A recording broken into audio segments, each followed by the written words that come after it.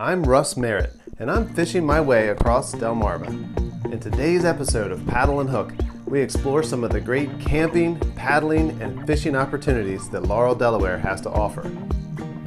We also meet up with William Koth, Aidan Healey, and Shauna McVey to learn about some of the unique natural wonders of Trussum Pond State Park. The guided pontoon tour is a unique way to explore Trussum Pond. Come along and see for yourself. Really get back at the end of the tour, you have to keep your life jacket on. Another note is that part of the dock is a floating dock, so when we get out there, it may shift a little bit under your feet, so just be aware of that. But other than that, I think we're good to go. We already covered masks and things like that, so if we're ready, we can head out. Awesome, let's do it.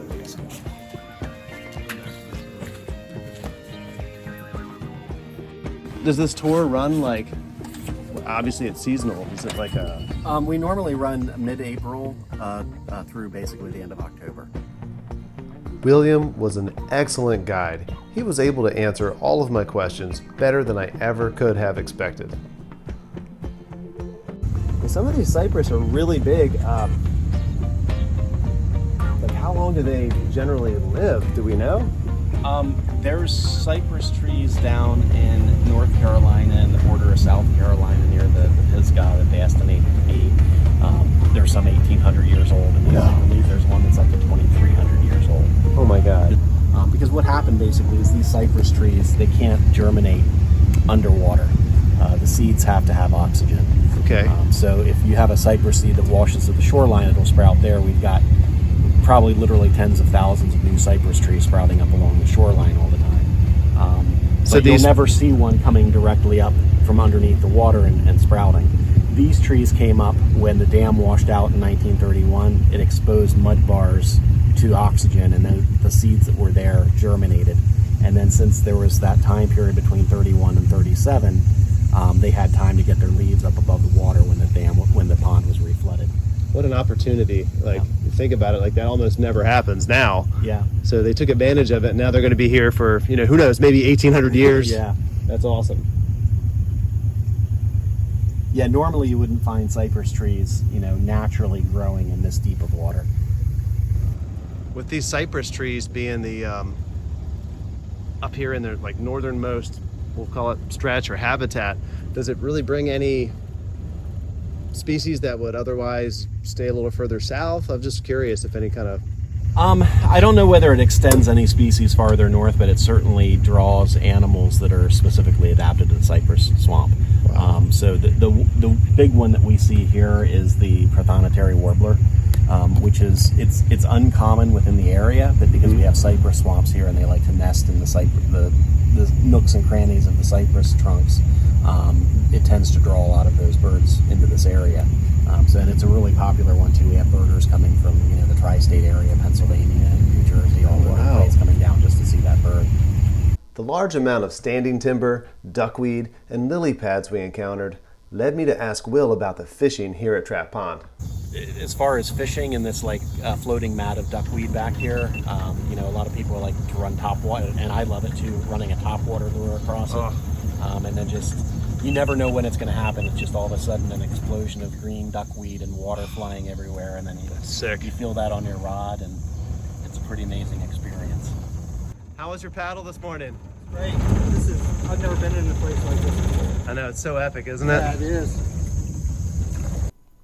One of my favorite moments from the tour was when we decided to shut the engine off and immerse ourselves in the sounds of nature for a minute.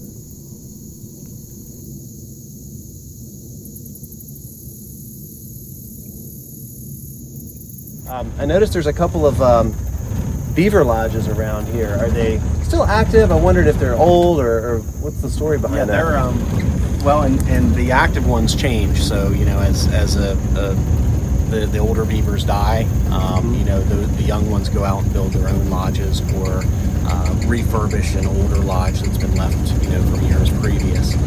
So there's a beaver lodge right over here. We've actually passed 2 old beaver lodges on the way in. The beaver now are actually active. They have a lodge a little further back in that area. But once they get older or their younger ones come out, they'll start refurbishing some of these. And the folks that have been here for years and years and years, we see those lodges, being renovated by the younger generation of beavers and starting out again.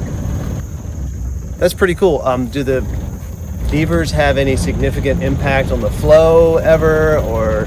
Further upstream from here, they do. They do build dams. There's some dams further upstream from here, and we tend to let those go until it, impacts the recreational water trail. Sure. And in certain aspects, that's actually part of the fun. Is saying you had to portage a beaver dam. Yeah. To get where you're going. So if people want to, per se, see the park on a great level like this, how do they go about renting a kayak? Is it an online reservation, or can they show up in person? So typically between Labor Day and Memorial Day, the boathouse is open 7 days a week, starting at approximately 9 o'clock and running to about 6 o'clock. The hours change a little bit, so you want to check online, Trussum Pond State Park website, check online for the most current reservation time, or not reservation times, the current open hours of the boathouse, but you can just come and rent there. Typically on maybe a holiday weekend on a Saturday or Sunday in the afternoon, sometimes you do have to wait for boats because demand is that high. Yeah, it's popular. But if you want to come out during a weekday, typically it's very easy to get a boat. The first come first serve, and just come and rent a boat. In addition to kayak and paddle boat rentals, the park has outdoor recreation and camping areas, a nature center, and ample trails to explore. For more information, visit destateparks.com. The tour at Trussum Pond elevated my already tangible desire to get out and fish. The first place I paddled out was a little body of water adjacent to Trussum Pond with an access area too small for conventional boats. I had filmed a walkthrough of the lures I used, but a wonky memory card in my GoPro lost all of that. Here are a few of the clips of that epic September day fishing soft plastics and a spinnerbait. Luckily, I was able to use my phone for a few of the fish of this morning. Guys, same pattern again. Oh my God, back-to-back cast, swimming dinger. I am hooked up at almost the same place. Oh my God, this thing is pulling. Oh my God, bass of the day. Right here. So excited. I was about to pack it up and leave, and then I thought I'd try one more spot. It's so paid off. Oh. I had a great morning on the water, all in all, boating 9 bass and 2 pickerel. The next place we headed was Chipman Pond in Laurel, Delaware. As soon as we got there, we couldn't help but notice the green water. There was an algae bloom, undoubtedly from farm runoff, but we decided to fish it anyway. The place was gorgeous, not a really big pond, and as you'll see, not super productive. We only caught 2 small bass, but it was really cool to explore this place, and I can't wait to come back here at another time when hopefully the algae levels are down. Let's see what we got here. All right, first largemouth in Chipman Pond. Not a trophy, that's for sure, but he's a super welcome sign that we're in the right spot. All right, fella. The next place I headed in Laurel was Trussum Pond. It's off limits to traditional boats and very protected from the wind. I needed that on this extremely gusty day. Trussum was unlike any other pond I have fished in Delaware, with its dense population of cypress trees and abundant underwater structure. The place is beautiful. So one really cool thing about this place is that there is a ton of excellent structure to fish. I mean, trees are down everywhere. You have a big stand of cypress trees all over. There's lone trees, there's groups of trees, there are plenty of laydowns. I almost don't know where to start, but I'm swinging this beetle spin around. I packed a paddle tail. I have a small, little tiny crankbait, and this Lunker Hunt 1/2-inch spinnerbait. So I'm looking to search and cover a lot of territory. I'm thinking I can pull a pickerel or 2 out of this structure. If things don't work after I go around the pond a bit, I'm going to switch up approaches to something slow like a soft plastics kind of presentation. As I covered the first 100 yards or so of this pond, I realized that this place is outstanding. Every square foot of this pond looks like it holds fish. I never used the beetle spin. Today's my first time using it. Looks like I got a little largemouth stuck in the tree there. I'm gonna go rescue him from the problem I created.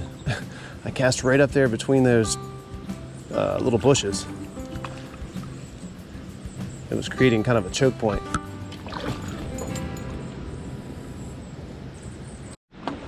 Alright, oh, not bad for the first fish from a new pond. Alright, that's my first beetle spin fish. Healthy little tannic, dark colored bass.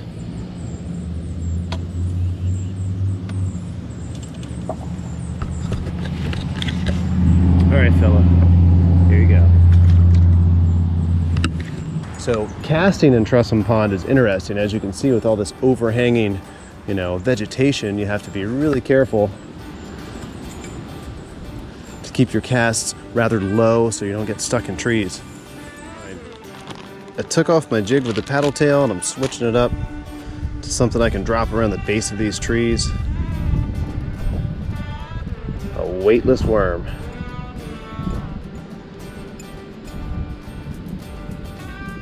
I like these yum dingers with the tails on the back of them. They're pretty cool. They get a little kicking action when they fall down when you cast them, and the tail kind of kicks a little bit. And I get strikes on the fall a lot when I fish this.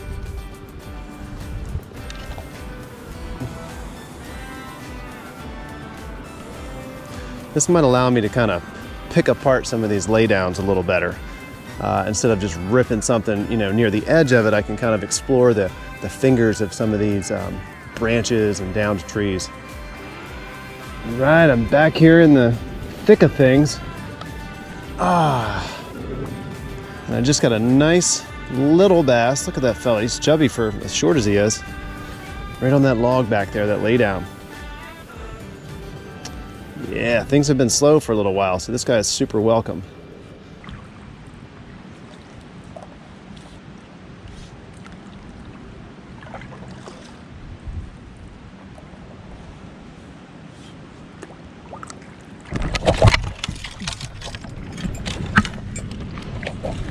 Holy crap. Did I mention there are a lot of stumps around here? I would recommend a kayak over a paddleboard in Trussum Pond. Trust me on this one.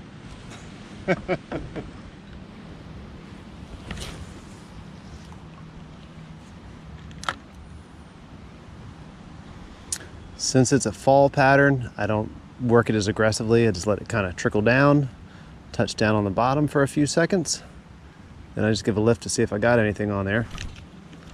Well, in that case, I felt like I had a bite, so normally I just give it a little lift to see if I've got anything on, and then I just kind of pop it and sit.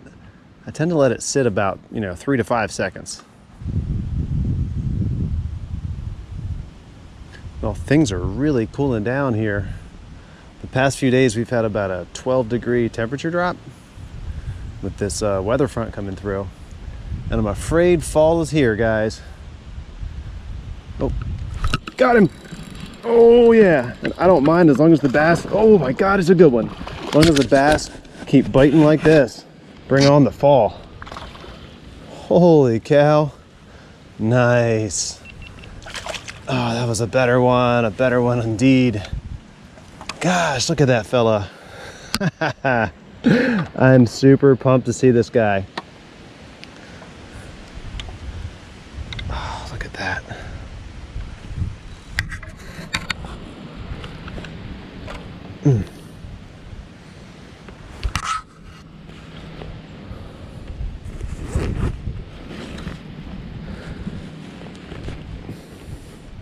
Hooked almost in the same spot as the last one.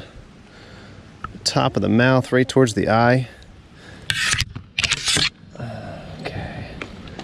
All right, here's the one thing about paddleboard fishing. If you stop to unhook a fish and the wind is blowing, you will end up in a heap of trouble if you're not careful. Stuck in something or, blown way off your spot. Okay, wow. Look at this one, guys. I love it. Pretty tannic colored bass. By tannic, I mean, you know, his belly, instead of being white, is kind of brownish because of the stain of this water. As if you're not on FishBrain, you should be. It's a great way to see the catch map of where other people are catching their fish, see what they're catching them on, and just get in touch with other fishermen. It's really cool. If you want to follow me and what I'm doing on FishBrain, I'll put a little link below and you can check it out. I caught and released 2 more really small bass before I packed it up and headed home for the day. On the next outing, I fished Laurel's Broad Creek and didn't catch a thing. So I came back home and packed up the kids for some late season kneeboarding on one of the last warm days of the year. Let's get some. Woo!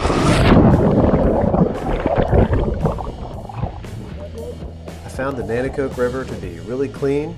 The boat traffic was really light, and I'm looking forward to getting back here in the spring and trying my hand at a little more fishing. I want a rematch with this place. Alright guys, you know the deal. If you haven't already, please like the video, drop a comment if you want, and subscribe to the channel. I will see you guys soon.